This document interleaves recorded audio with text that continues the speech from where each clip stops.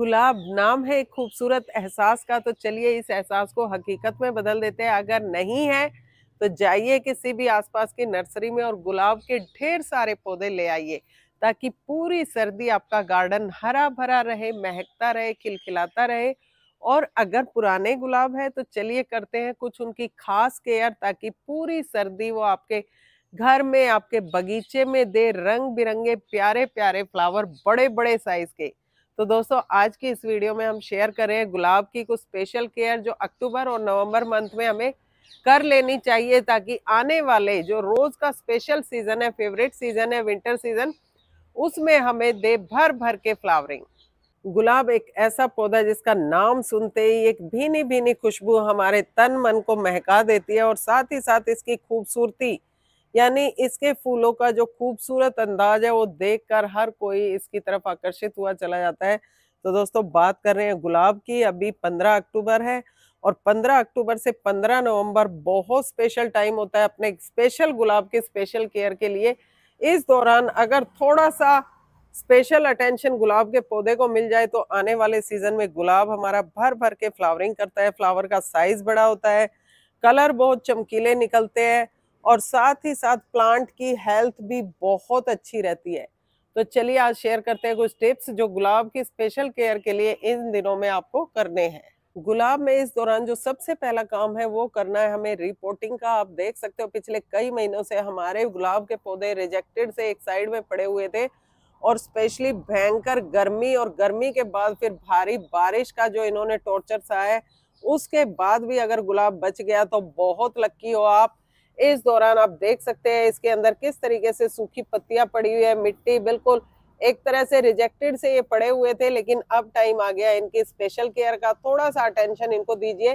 तो सबसे पहले अगर आपके गुलाब का पौधा रूट बाउंड हो चुका है, यानी कि एक पोट के अंदर 2-3 साल से लगा हुआ है, तो सबसे पहले तो इसको रिपोर्टिंग कीजिए। अगर प्लांट का साइज बड़ा है तो बड़ा पोट लीजिए, और अगर सेम पोट में आपको रखना है तो नीचे से थोड़ी सी इसकी रूट प्रूनिंग करके, यानी कि टोटल रूट का 20 से 30% आप रिमूव कर दीजिए, और उसके बाद अपने प्लांट को फिर से रिपोर्ट कर दीजिए।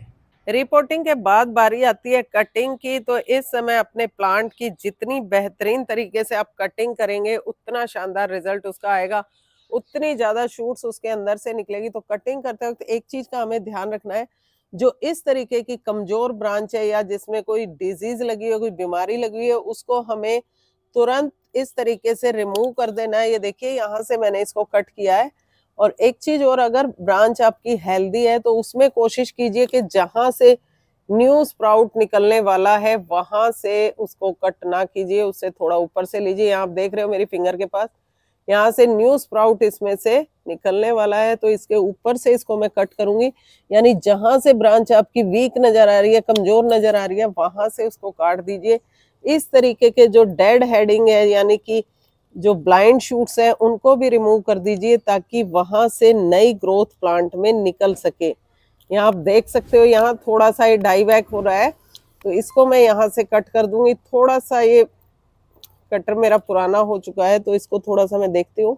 यहाँ आप देख रहे हैं इस तरीके की जितनी भी प्लांट के अंदर छोटी छोटी बीमार ब्रांच है, उनको इस तरीके से निकाल दीजिए, ताकि प्लांट एक हेल्दी एनवायरनमेंट में अच्छे से बढ़ सके, किसी तरह की कोई बीमारी उसके ऊपर ना हो। और कोशिश कीजिए कि जो भी ड्राई ब्रांच है उसको अच्छे से रिमूव कर दे, प्लांट को बिल्कुल हेल्दी कर ले, उसकी जो पुरानी पत्तियां उन सबको रिमूव कर दे, ताकि प्लांट्स अपने अंदर एक अच्छी ग्रोथ ला सके। यहाँ देख सकते हो आप, जो मेरे देसी रोज थे इसकी मैंने लगभग सभी ब्रांच रिमूव कर दी।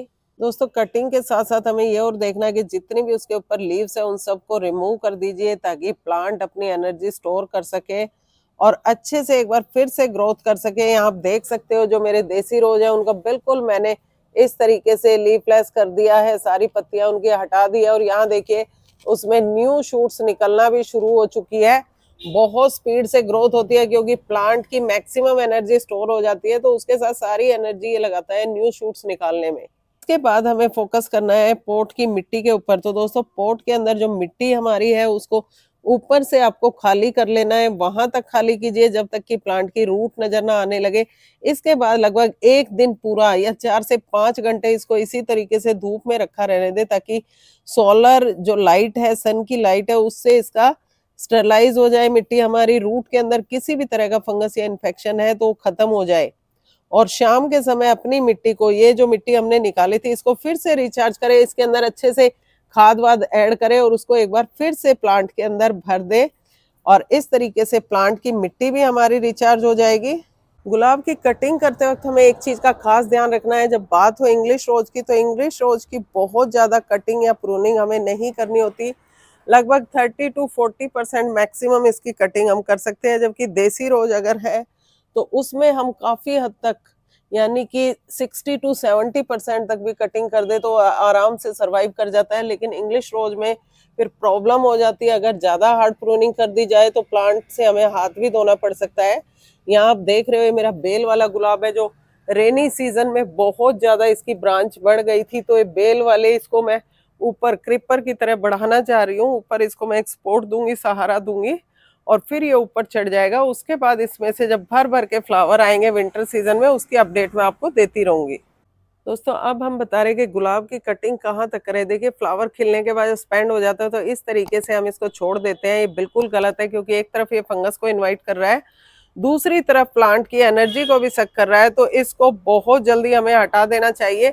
और कटिंग करते वक्त हमेशा ये ध्यान रखना है कि अगर ब्रांच बहुत कमजोर है तो उसको उस हिसाब से हमें कट कर देना है, और अगर सॉलिड ब्रांच है तो भी हमें ध्यान रखना है कि जहां तक 3 पत्तियां हैं उससे नीचे तक हमें इसको रिमूव करना है। जहां 5 पत्तियां स्टार्ट हो जाती है वहां से हम इसको इजीली कट कर सकते हैं, क्योंकि उसके बाद एक हेल्दी शूट्स वहां से निकलेगा। इसके बाद दोस्तों हमें लेना है साफ फंगीसाइड। 1 चम्मच लेकर उसको पानी के अंदर घोल लीजिए, थोड़ा सा थिक पेस्ट बनाइए, और जहां जहां से हमने अपने प्लांट को कट किया है वहां पर किसी टूथपिक की सहायता से इस तरीके से। इसके बाद दोस्तों हमें साफ फंगीसाइड लेना है, लगभग 1 चम्मच। अगर साफ नहीं है तो आप हल्दी का पेस्ट भी बना सकते हैं, और उसको किसी ईयरबड की सहायता से जहां जहां से प्लांट को हमने कट किया है, यानी कि वाउंड एरिया जहां जहां है, उस सब के ऊपर इस तरह से इसके ऊपर पेस्ट लगा दे, ताकि वो पोर्शन कवर हो जाए और प्लांट के अंदर किसी भी तरह का इन्फेक्शन ना हो। तो इस चीज का ध्यान हमें जरूर रखना है। अगर प्लांट 1-2 है तो आप इस तरीके से लगा सकते हैं, और अगर ज्यादा है तो इसको एक स्प्रे बोतल के अंदर घोलकर पूरे प्लांट को उसे नहला दीजिए। कटिंग और प्रूनिंग के बाद जब हमारा प्लांट न्यू शूट्स प्रोड्यूस करता है तो तेज टेम्परेचर के कारण या फिर उसके ऊपर पेस्ट और इंसेक्ट्स के अटैक के कारण पत्तियां हमारी डैमेज हो जाती है। तो अपने प्लांट को इस कंडीशन से बचाने के लिए हमें मीठा सोडा लेना है, बेकिंग सोडा जिसको कहा जाता है। 1 लीटर पानी के अंदर उसको घोलिए, और सप्ताह में लगभग 2 बार तो मस्ट है उसको अपने प्लांट को नहला दीजिए, अच्छे से स्प्रे कीजिए। उसका रिजल्ट आप देखेंगे, आपके प्लांट में जो न्यू शूट्स आएगी इतनी फ्रेश आएगी, इतनी प्यारी आएगी, जिससे आने वाले टाइम में प्लांट भी हेल्दी रहेगा और एक हेल्दी प्लांट एक हेल्दी फ्लावर प्रोड्यूस करेगा। तो दोस्तों ये थी रोज प्लांट केयर की वीडियो। अगर वीडियो अच्छी लगी तो लाइक शेयर जरूर करें, और हाँ अगर चैनल पर नए हैं तो चैनल को सब्सक्राइब करना तो ना भूलें, ताकि इसी तरह नई नई वीडियो की नोटिफिकेशन सबसे पहले आपको मिले। Thank you.